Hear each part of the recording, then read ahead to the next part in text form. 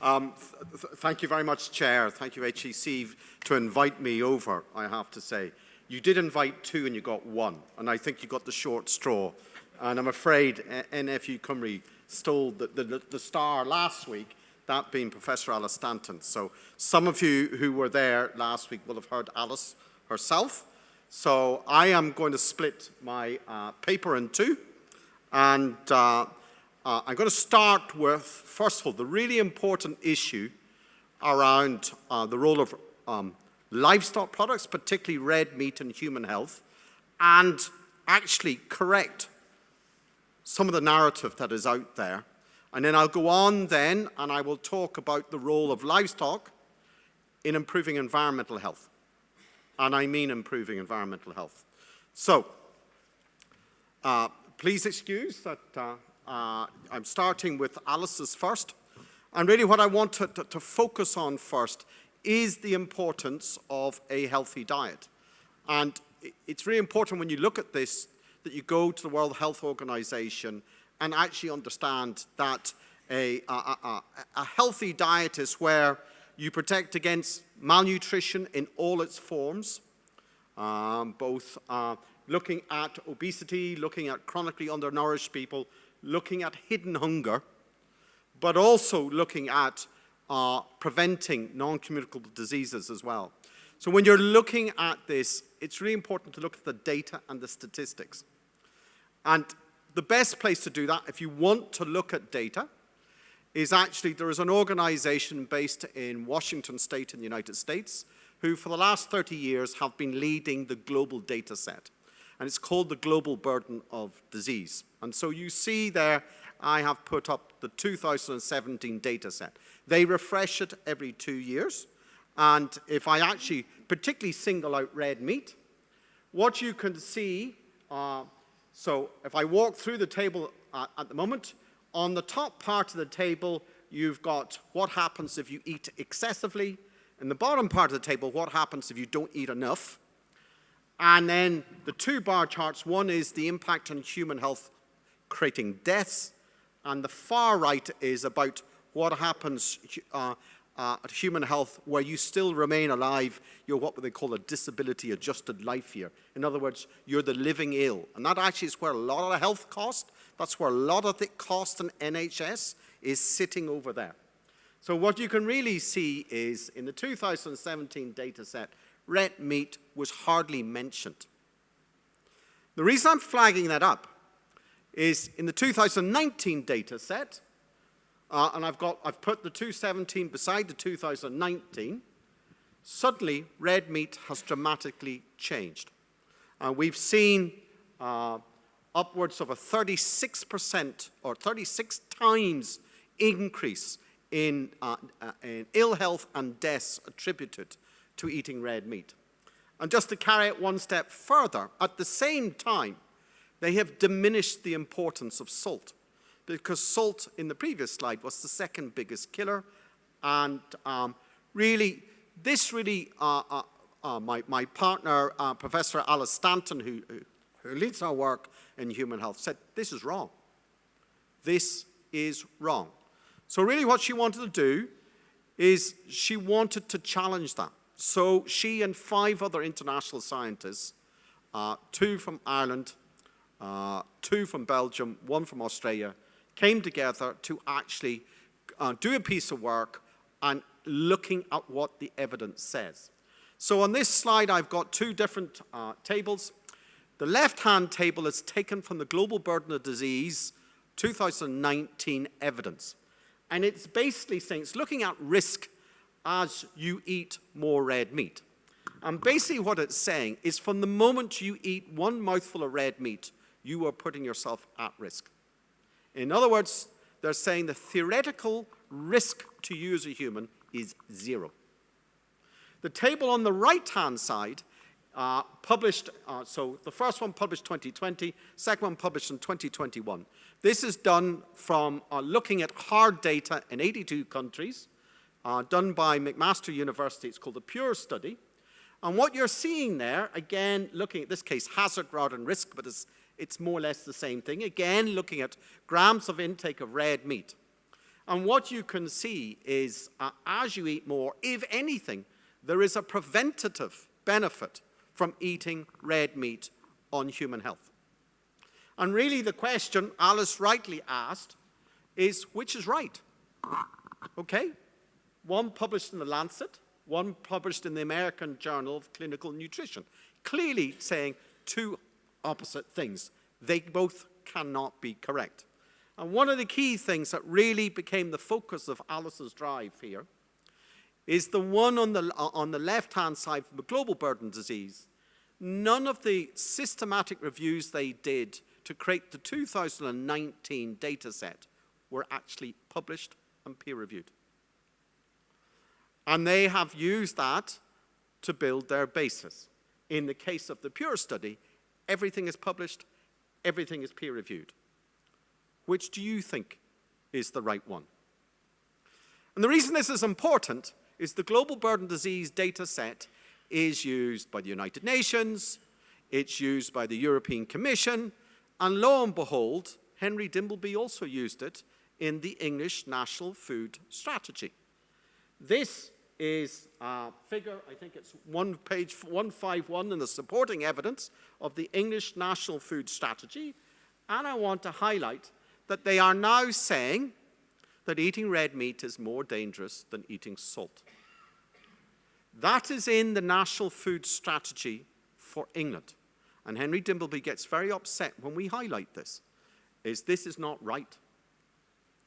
So Alice and her team, her 5 co-authors, wrote to The Lancet.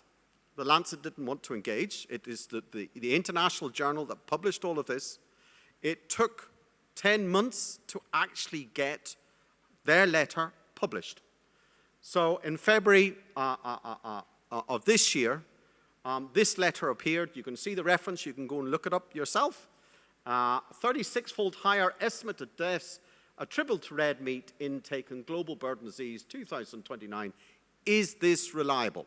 So really what they were doing is, they weren't saying whether it's reliable or not, but they were basically saying is, where is the data? Where is the data? And until the data is published, this should not be used in any public policy formation. What was really interesting in this one is normally when the Lancet publishes a letter like this challenging, the people who write the initial report give the right of rebuttal, and the two are published simultaneously. The global burden disease collaborators decided not to take up the opportunity to rebut it, which is unheard of. Why? Now, obviously, they came under a bit of pressure because a month later, a rebuttal letter was published. And again, there's the reference if anyone wants to read it. But I'm going to read out 2 things they said in that rebuttal. Based on the meta-regression of the available studies, there is a clear protective relationship between red meat intake, hemorrhagic stroke, and will be reflected in the Global Burden Disease 2020 findings. Well, that has never been published. And the second thing they go on to say is our diet analysis explicitly addresses the effect of red meat consumption in people over the age of 25. We estimate 0 deaths attributable to red meat below that age. The results of over age 25 years have no bearing on dietary recommendations for children. Yet, their data is being used by councils up and down the country to take red meat off the school diet. This is dangerous. So, the story continues. We really struggled with The Lancet. We managed to get the Sunday Times to run with it.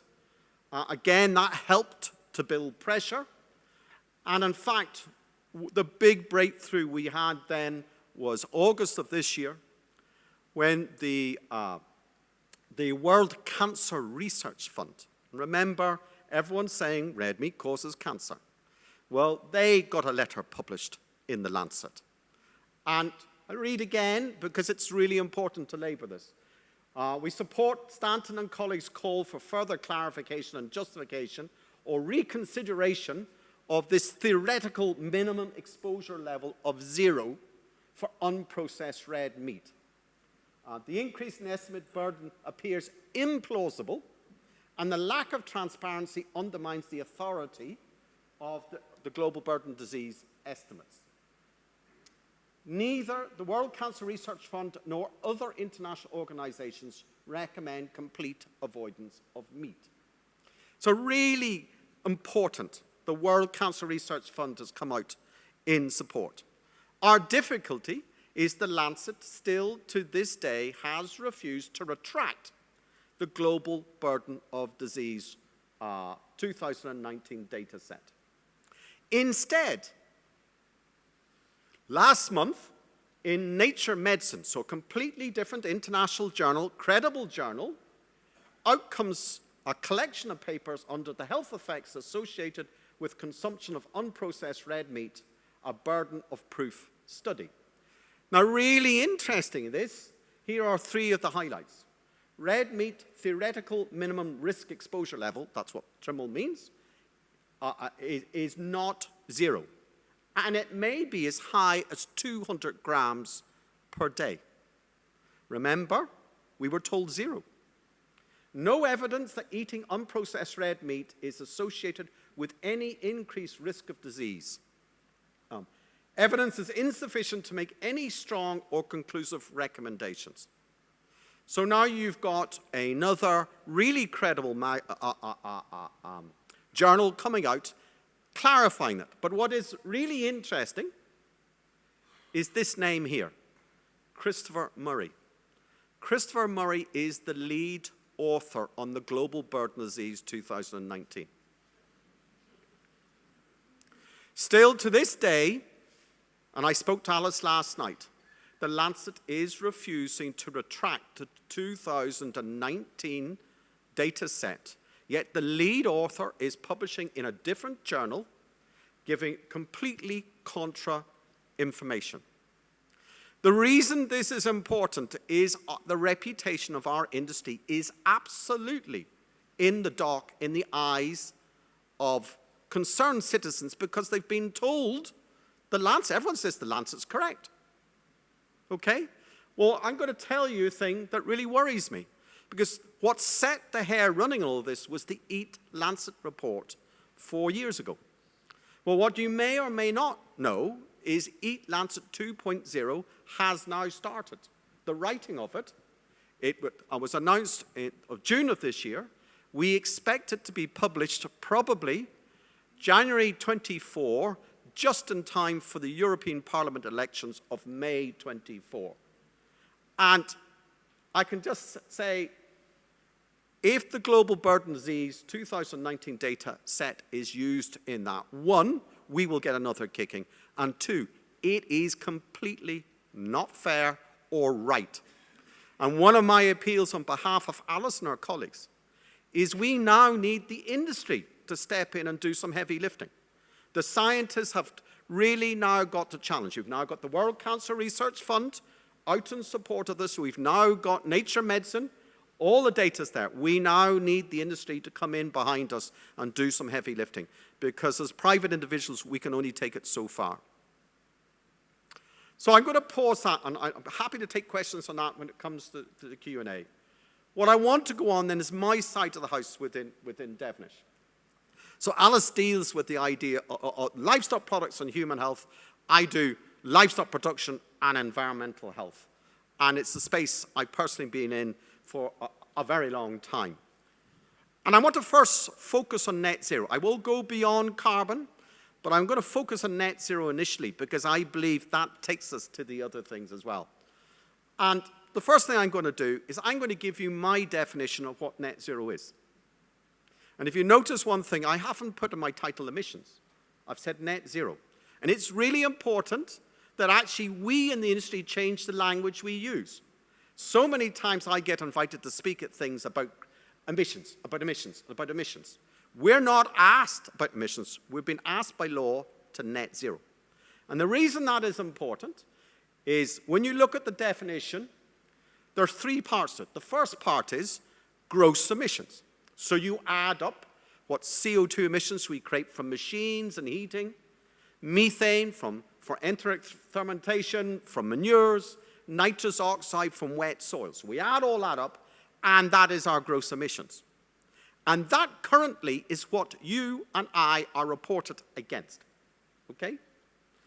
But we have a landscape that is full of plants. What do plants do? They photosynthesize, they lock up carbon, they release oxygen. Yes, if you're in a ruminant business, cattle, sheep come along, graze it again, they belch out methane again. But if we do our job right, we can lock up more carbon, okay? So what we really want to do is work out what the gross segregation is. Currently, that has not been measured. It's not been reported, but it is being accepted. IPCC's report, September 21, said, net zero by 2050 will not be achieved unless farmers are asked to increase their carbon stocks. When have I seen a government policy in any of the regions of these islands that has rewarded farmers for increasing? Everything is about emissions. So the key thing on net zero is not about zero emissions. Net zero is where you get the sum of your emissions to equal the sum of your additional carbon stocks, adjusted for any renewables you have or any waste management you have. That is net zero, okay? And that's allowing us as farmers to use all the tools in the toolbox, and we will get to net zero. It's not about zero emissions, and it's really important. So if you're going to take this conversation to the nth degree, the next key thing is about the economics. Gareth, I got this particularly for you. Economics, okay? So, who's going to pay us for the carbon? Okay, really important. And at what price? For people who aren't aware, there currently are already two markets for carbon. There is the compliance market, which is the emissions trading scheme, which most big energy consumers or producers sit within.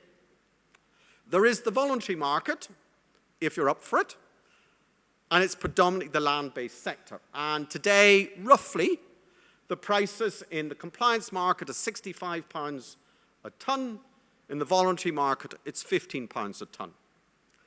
Now, I live beside a coal-fired power station. I am galled when I see that that coal-fired power station is going to get paid £65 a tonne to put less coal in that power station. And I'm only going to get paid £15 a tonne to beat my backside to put carbon onto the soil. Where is the equality or equity in that? There's none. And the reason I'm flagging that up is earlier this evening, we heard about a certain country that will have unfettered access to our markets. Australia. Look what's going on in Australia.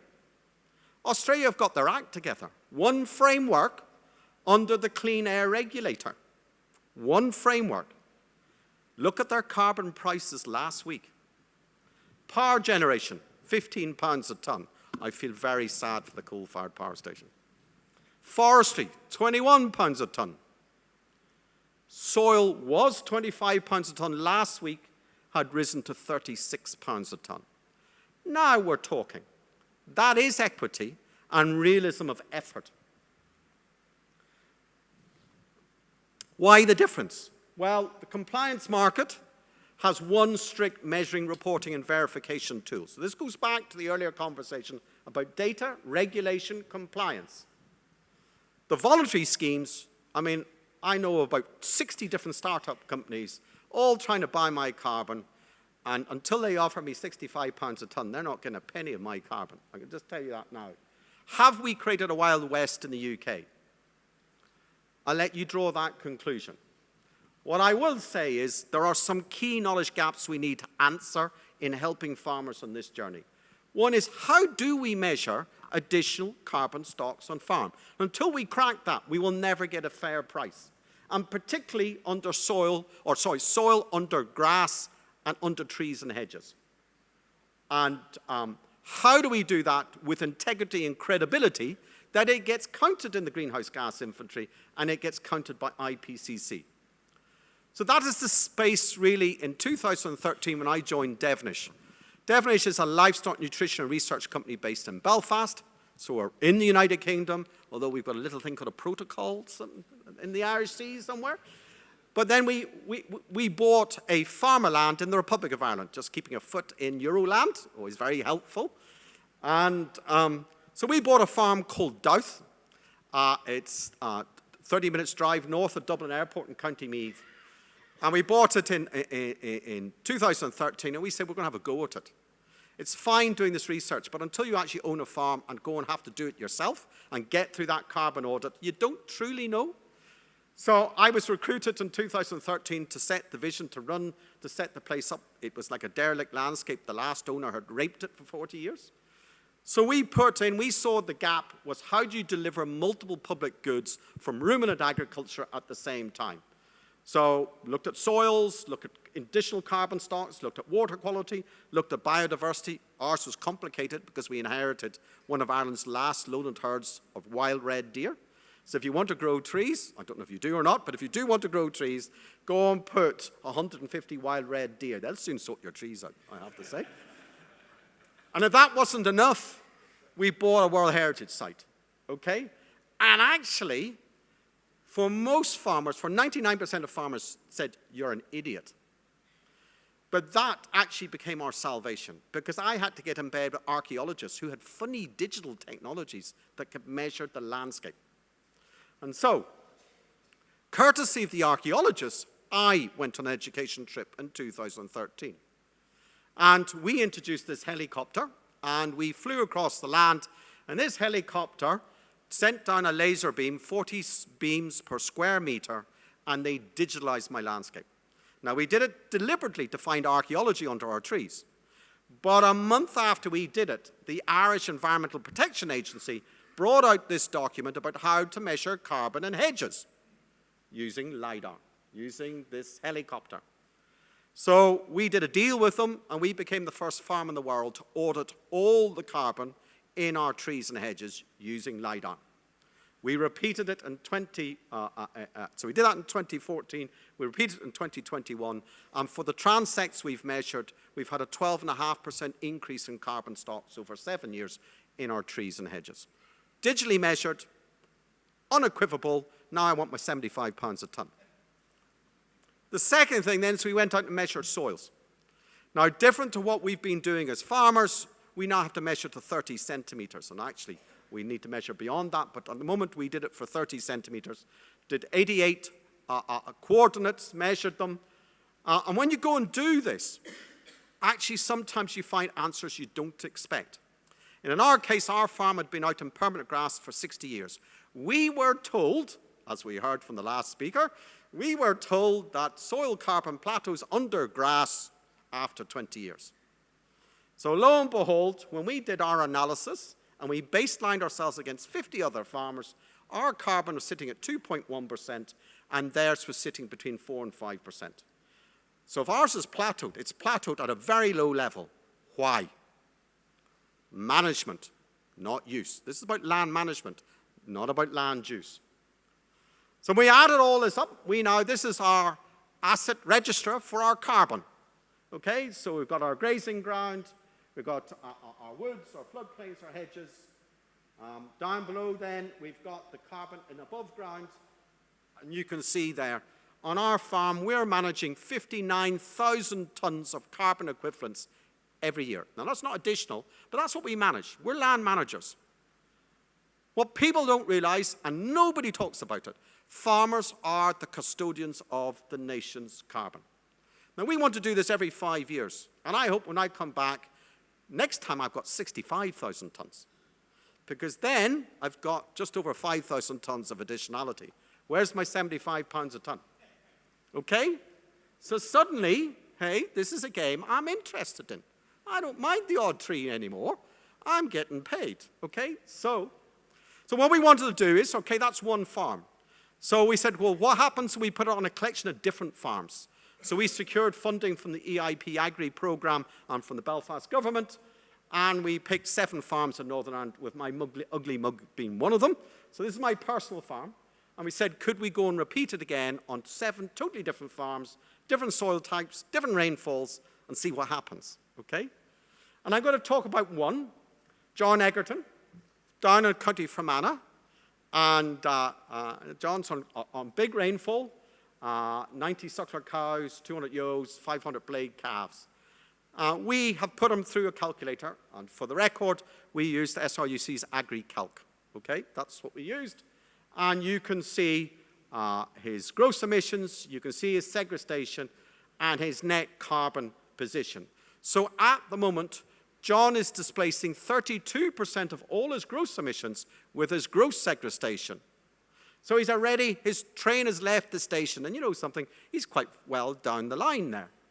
Now, the challenge we now have is how do we take it further? But we really gave him detail. So this is the result of his LiDAR on his trees and hedges. So we've broken it down, his hedge, 0 to 4 meters, 4 to 7 meters, 7 to 10 meters, the length of it. So he's got 14 kilometers of hedges on his farm, worked out his carbon, then what was in his trees, worked all that out. So we now have that. And then we did detailed soil analysis of all the different land managements and land uses. And what you can't see, but what it's meant to say there is he's got 8,693 tons of carbon in the top 30 centimeters, okay? And we convert all that over. John on his farm is managing just under 32,000 tons on his farm. Now he knows. And every time, a very well-meaning person comes up to me and complains about livestock production and our journey to net zero, John turns around and said, well, I'm managing 32,000 tons of carbon every year. How many tons of carbon are you managing? There's a silence. This is about arming us with data and using data to change the narrative. So when we do all 7 farms, what I've just done here is a summary of their gross emissions, their gross segregation, their net position, and their percentage reduction on their journey. So you've got 2 dairy farms, a beef, sheep and beef, arable with beef, and you've got this oddball called Gilliland with willows and dry cows. But what you can see here is on the 2 dairy farms, ironically, 2 totally different milk systems, but both of them have a 27% reduction. John at 31%, Roger on his sheep, 56%, Simon on his arable, 59%. And my own farm is beyond net zero today. If I were to add, anyone who knows me, I have a huge renewable heat business. And if I add in my renewables, I'm 560% beyond net zero today. So don't say we can't get to net zero. It's about being smart. It's about using all the tools in the toolbox. So really what we're now, and what Devlin is in the solution business. So I just want to bring, and Gareth set me up here. I nudged him, he asked the question, okay? Multi-species swards, herbal lays, don't mind what you call them. We've been very fortunate. We've had a 1.4 million euro project from DG Klima or DG Research called Marie Curie. We've got 5 PhD students, 2 from University College Dublin, 3 from Wageningen University and Research in the Netherlands, so the world's top university. And we've got 104 acres on a grazing trial, 4 different swards, so straight perennial ryegrass, permanent pasture, a 6-way multi-species, a 12-way multi-species, and we co-graze some cattle and sheep. We bring in dairy cross beef heifers a year old. We have our own ewes, lamb, duck, and the animals are dedicated to a sward type, and they stay there until they're slaughtered, and we do analysis of the meat. So one student looks at soils, one student looks at swards, one student looks at the animals, one student looks at the economics and the life cycle assessment, and one looks at the wider social implications and what happens if you do it at a county level, okay? And just to whet your appetite, what we've seen so far, we've reduced our nitrogen use by 65%. Actually, this year we took it to 90% because nitrogen was too dear. The second thing is our herbage yield went up from 10.8 tons to 13.9 tons by going from straight perennial ryegrass to multi-species. Interesting thing, someone talked about soil pH. Our permanent pasture, when we bought the farm in 2014, was doing 4.6 ton per hectare utilized dry. Today, it's doing 8.6 ton, and the only difference is we changed our soil pH from 5.4 to 6.6. Just by pH, we doubled our grass utilization. Quite extraordinary. But on top of that, our animals loved it. So our average daily live weight gain on our beef and lamb was 20%. But if I split that down, for beef it was 17%. For lamb, it was 32%. Our lambs on the multi-species swards go to slaughter 42 days earlier than the lambs off the perennial ryegrass. So it's blown our minds. Earthworms. Anyone likes counting earthworms? Really good indicator of soil biology. 300-fold increase in earthworms and a 600-fold increase in deep burrowing earthworms. In penetration of water into the ground in wet weather to reduce runoff and improve water quality, 14 times faster. When we put all of this into AgriCalc, the life cycle assessment calculator, we reduced our greenhouse gas emissions by 26% per unit of output. Just by doing this. And we've increased our output, we've reduced our emissions, and we've saved money. So here's the catch. And someone talked about it earlier on. Regulation and policy. At the moment, all of us, all regions, all countries in the world have to comply with IPCC's and United Nations National Greenhouse Gas Inventory. It's a tedious spreadsheet. It was designed in 1990 to shoehorn the fossil fuel industry into it, which they did. Now they're trying to put us as a round peg into a square hole. And my reason for saying that is if you ever go and look at it, I'm not saying you should, but if you ever do, what you'll find is the greenhouse gas inventory has a set of vertical silos. And I've just cut and paste out of it. So just to show you, if you are a dynamic livestock farmer in Wales, the first thing is you will be producing methane and nitrous oxide. So you'll be sitting in the agricultural silo. You also will have some grass and trees that are sequestering. So you're sitting in the land use change category. You may have some renewables, so you're sitting in the energy category. And you may have put an anaerobic digester in, and forgetting about the renewable energy bit of it, you're sorting out waste. So you're in the waste category. So you're sitting in all 4 silos. And here's the problem. Is there anyone from Welsh Government here? Because I did the same last week in DEFRA, and DEFRA came up and said, you have a valid issue. Because at the moment, there is no mechanism to read across. You cannot buy a PV panel for the roof of your, if you're a milk farmer, for the roof of your milk parlour, and use that to offset the unavoidable emissions from the rumen. And that's not right. That's not fair. And one of the key things I need the industry to support us on is we need an extra mechanism, a horizontal mechanism, that allows you to inset one against the other in the silos. And we need government to go. So I had the privilege 5 weeks ago to present this in Geneva at the United Nations. And in fairness, the Secretariat came up to me afterwards and said, never heard it explained like this before. We have an issue. And I said, you do. So, just want to finish off just to say, it isn't all about carbon and net zero. It is, and I absolutely agree, it's about the wider concepts. But when you go down this line, and particularly the way we've digitalized the landscape, there are other benefits you can use. So in the LiDAR, we found our archaeology. We measured our above-ground carbon. But we also got another trick out of the same data set using a different piece of software. And that is, this map is our farm in Douth. Each one of the sort of red blood vessels is the route of what we call overland flow in extreme rainfall. The reason this is important is 80% of the phosphate that goes into a river does not leach. It happens in extreme rainfall. So if you know where your routes of overland flows, you can do something about it. And so this is our map. Each one of those colors is an individual watershed within our farm. But when you look at it and study it in detail, if you do what best practice is and you do a riparian strip the whole way along the watercourse, you'll find that 80% of that riparian strip is in the wrong place.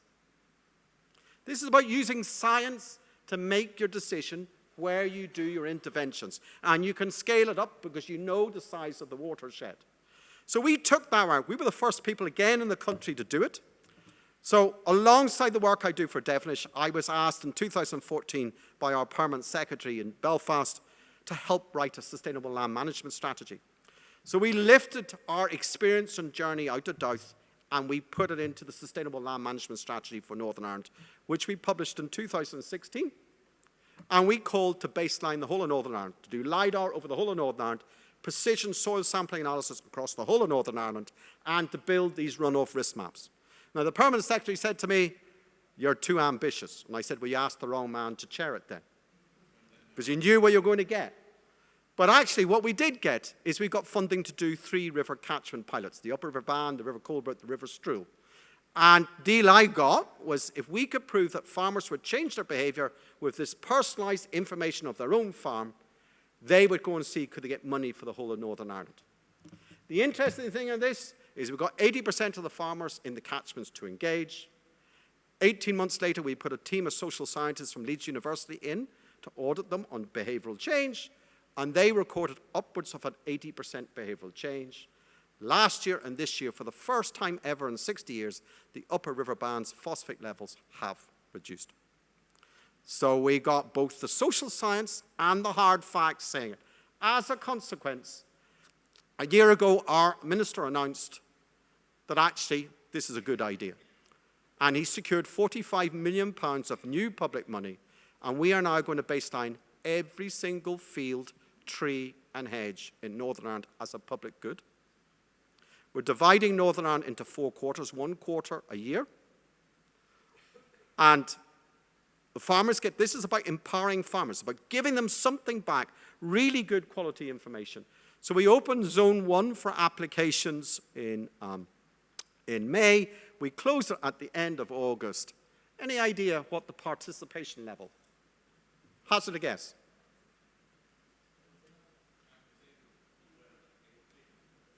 You're a bag of optimists over here in this corner. Well, what we got, 92%. So people say to me, farmers won't engage. If you design the policy right, farmers will engage. And we've got it here. And this is about giving, this is about not a top-down approach. This is about empowering farmers as decision makers with fantastic information about their own farm that they make better quality decisions. You win their hearts and minds. You don't impose from the top down. You educate and bring it from the bottom up. Last thing I just want to say, and it ties Alice's and my work together. Food labeling. We didn't touch about it today. I'm surprised nobody talked about food labeling today. There's a real anomaly in food labeling, particularly around carbon footprinting. Because the carbon footprinting labeling, if you just do it on a single dimension, you get the wrong answer. The wrong answer for everybody. So if I go up to the top right-hand bar chart here, this is what happens at the moment, is you get meat and dairy products the worst, and you get then fruit and veg being the best. But that tells you nothing about the nutritional density or diversity of the food. Remember, we have a health crisis out there through malnutrition, okay? So we need to deliver both public policies. So this isn't our work. I've pinched it from a team in Sweden. It's quite old now, but I use it as an illustration. So they said, well, if we add in a metric around human health. So the bottom right-hand side is a bar chart looking at greenhouse gas emissions per calorie, okay? And lo and behold, you get a perverse outcome because fruit and veg looks awful and sweets look great, okay? I love a public policy like that. I have to say, that's why I am the shape I am. Sadly, that ain't going to work. And really what they were trying to find, is there a metric around nutrient density and diversity linked to greenhouse gases? We need to be more mature about food labeling. Real health warning, if we stick at just doing greenhouse gas footprints, we will hang ourselves on a hook, but we'll do a complete disservice for society. So, my last slide, you'll be delighted to say, is my sort of 4 key messages. The role of good science to inform and empower better quality decision making. Whether that is at the farmer level or whether that is at food and public policy level, both Alice and my papers are around good science empowering better decisions, okay? The second thing is the role of nutritionally dense and diverse foods. We really have to labor that. And you, leading in red meat, you have a huge story to tell. Don't be shy about it. You now have the evidence, courtesy of nature medicine. Okay? You've now got the evidence. If you can't measure, you will never manage. Okay? Gareth, do you believe in me? You're a businessman. If you can't measure, you can't manage. Okay? Farmers will engage positively if we design the policy tools right. Okay? The need to change the public narrative. Farming is part of the solution, not just the problem.